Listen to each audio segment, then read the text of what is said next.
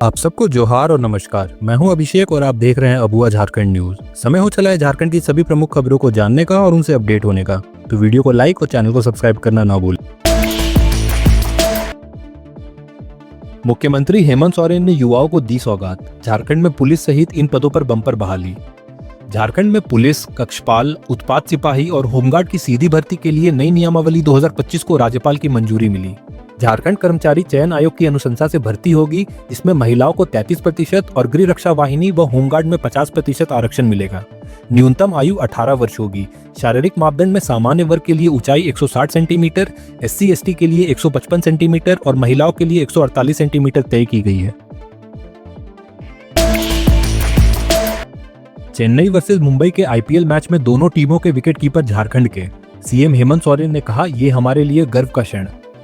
चेन्नई और मुंबई के बीच IPL match में दोनों टीमों के विकेटकीपर झारखंड से होने से राज्य की क्रिकेट प्रतिभा एक बार फिर राष्ट्रीय स्तर पर चमकी।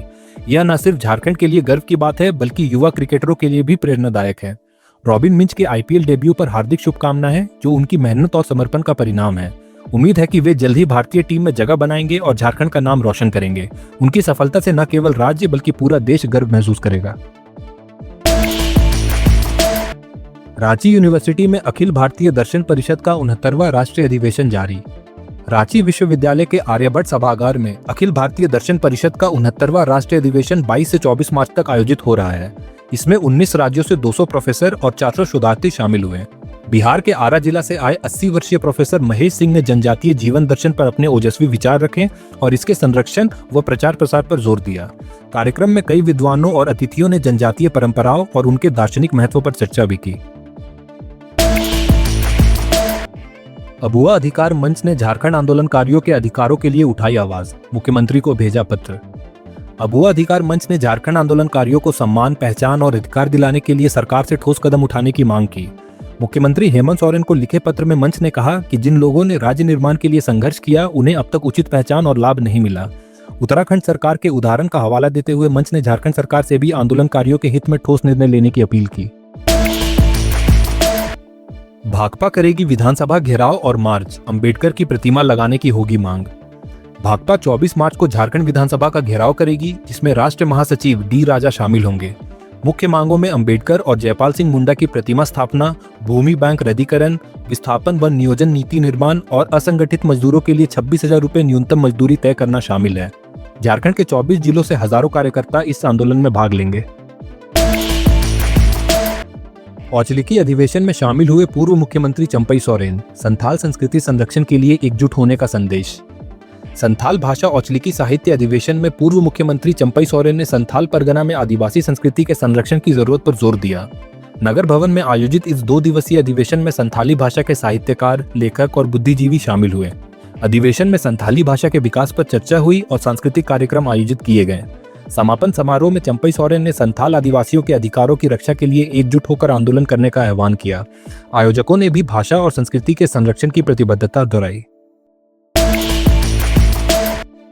सभी धार्मिक संगठनों से तालमेल बनाकर रामनवमी मनाएंगे, सनातन महापंचायत। सनातन महापंचायत की बैठक विशालक्षी बैंक्वेट हॉल पिस्का मोड़ में मुख्य संयोजक ललित नारायण ओझा की अध्यक्षता में हुई। संचालन संजय कुमार जायसवाल ने किया और धन्यवाद ज्ञापन सत्यजीत कुमार सिंह ने दिया। विधायक CP सिंह ने सभी सनातनियों और विशेषकर महिलाओं से रामनवमी शोभा यात्रा में शामिल होने का आह्वान किया। ललित नारायण ओझा ने बताया कि महापंचायत की टीम अखाड़ाधारियों से मिलकर उनकी समस्याओं को समझेगी।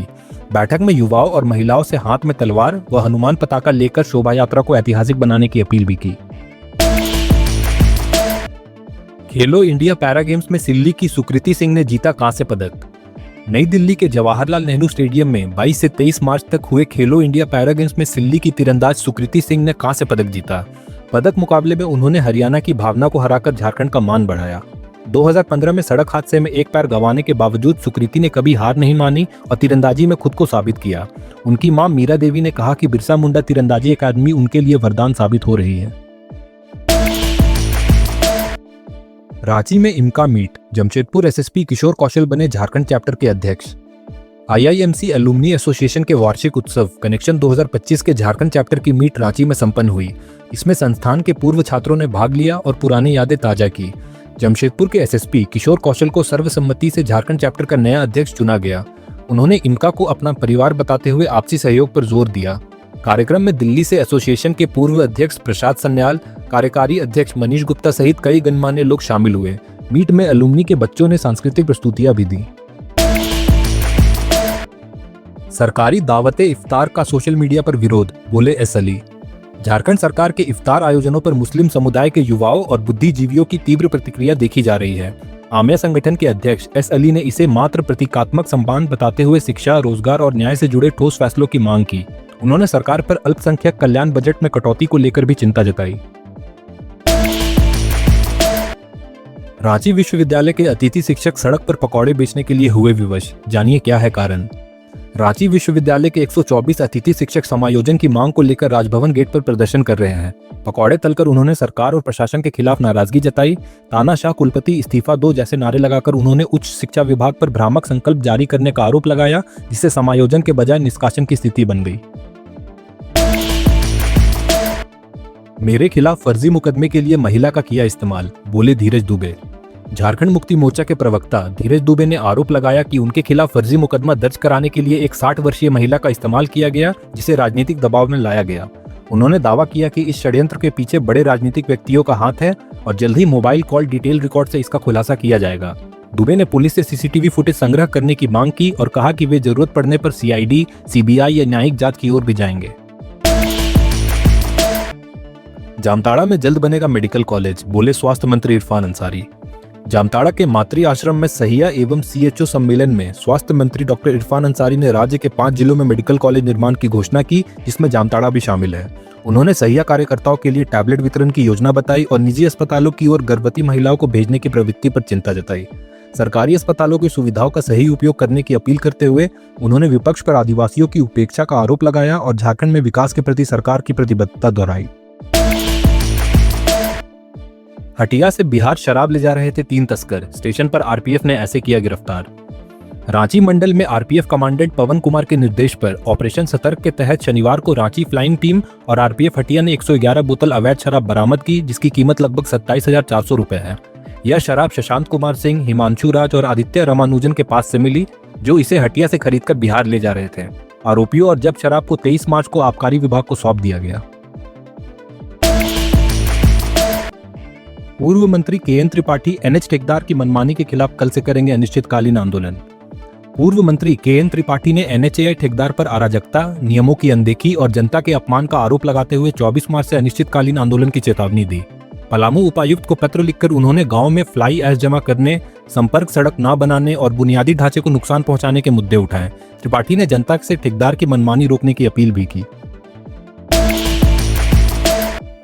लोहरदग्गा में किसानों को बारिश ओलावृष्टि से हुआ नुकसान, सांसद सुखदेव भगत ने सरकार से आर्थिक सहायता की मांग की। लोहरदग्गा जिले में लगातार दूसरे दिन तेज हवाओं, बारिश और ओलावृष्टि से किसानों को भारी नुकसान हुआ। विशेष रूप से गेहूं, टमाटर, प्याज और अन्य फसलें नष्ट हो गईं, जबकि कई कच्चे मकान भी गिर गए। कांग्रेस सांसद सुखदेव भगत ने राज्य सरकार से किसानों और प्रभावित ग्रामीणों को आर्थिक सहायता देने की मांग की और इस संबंध में कृषि व आपदा प्रबंधन विभाग से त्वरित कार्रवाई की अपील भी की।